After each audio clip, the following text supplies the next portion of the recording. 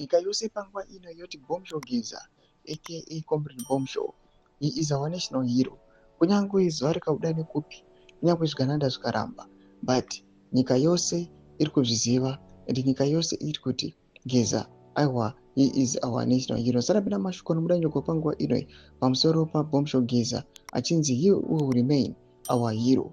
Bombshell Geza kunyangwe akadeclarewa nyangwe akasadeclarewa a national hero, but panguva ino they are celebrating him nekuda kwezvaakaita. Sarapinda mashoko anobuda nyoko panguva ino, toda subscribe, like, on the bell icon. Tokuda paHendo X aiwa, hatona kuti vanhu vazhinji sakasira Hendo yadzakutsako anobuda nyora achiti Comrade Geza remains our hero.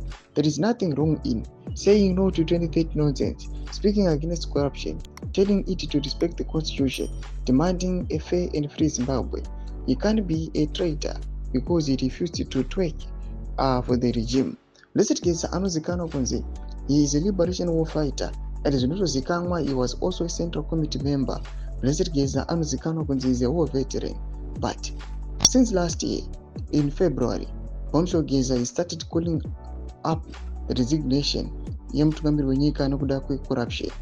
Panguva ino next state capture, Blessed Geza akabva afaiwa from the central committee nokuda kwekuti anga kuenda against our the top leaders. Panguva ino Donald Bombshell Geza achizotsakatika panguva ino achirasikirwa naupenyu in South Africa, nyange anga akakula after national protest against the Zimbabwean leader.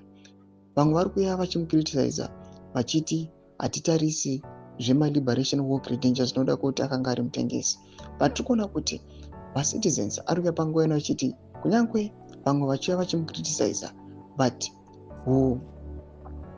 veteran hwake ahubve, ma-liberation war credentials ake ahabve. He will remain the national hero. Kunyange muchiona ma-efforts aaita achiuya achikola up kuti let us protect the constitution, let us stop the 2030 nonsense, ati respected the constitution. Mashoko anonyatsokuonekwa kunzi zviri kunyatsokusimbisa kuti Bombshell Geza ainyatsokuda nyika yake. Pana comment section medu dzafungura aimoti kudii pamusoro pechitiko ichi. So unsubscribe, like, achita on the bell icon.